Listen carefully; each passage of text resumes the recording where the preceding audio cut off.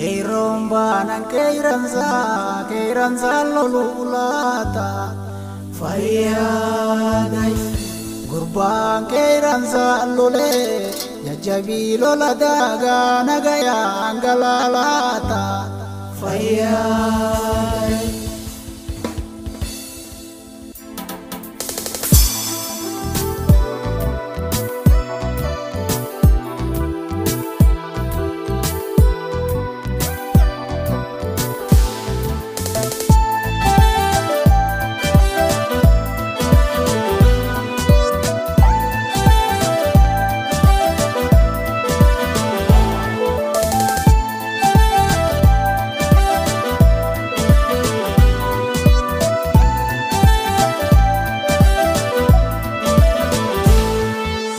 Benya gudara artiin hubadhu biyyani jaarti artiin hubadhu biyyani diiti artiin hubadhu misaa'ila jaalti artiin hubadhu taankida jaalti artiin hubadhu jeettida jaalti artiin misaa'ila sabaa qooda guddaa qabsoo sabaa artii harkaa qabaa hubadhu qooda guddaa qabsoo sabaa hayyuu harkaa qabaa hubadhu qooda guddaa qabsoo sabaa qaroo harkaa qabaa hubadhu qooda guddaa qabsoo sabaa qeerroo harkaa qabaa hubadhu qooda guddaa qabsoo sabaa qarree harkaa qabaa hubadhu.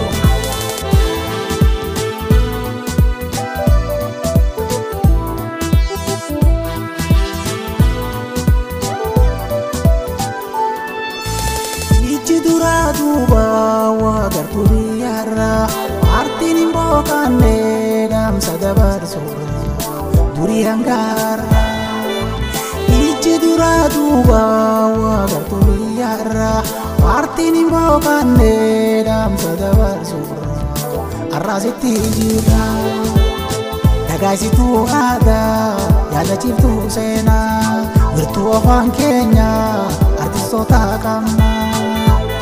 Dagaisitu aadaa yaadachiiftu seenaa wirtuu afaan keenya artistoota qabna bakka nu nyaanyatte isaanii hooqanna.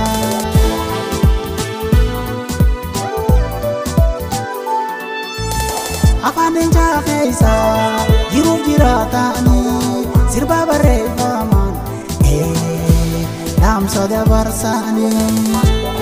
Hawaasni artii malee artiin hawaasa malee dhaybaan bahu jireenyi isaa hokkole hawaasni artii malee artiin hawaasa malee dhaybaan bahu jireenyi isaa hokkole.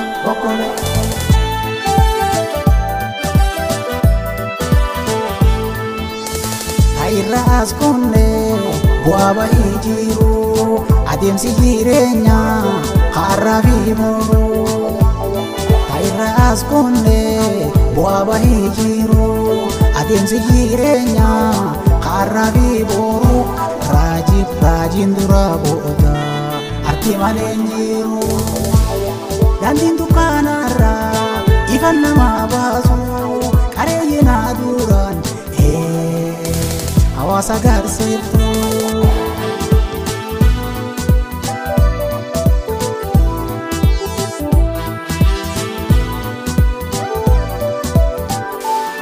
Hawaasni artii malee artiin hawaasa malee dhaybaan bahu jireenyi isaa hokkole hawaasni artii malee artiin hawaasa malee dhaybaan bahu jireenyi isaa hokkole hawaasni artii malee artiin hawaasa malee dhaybaan bahu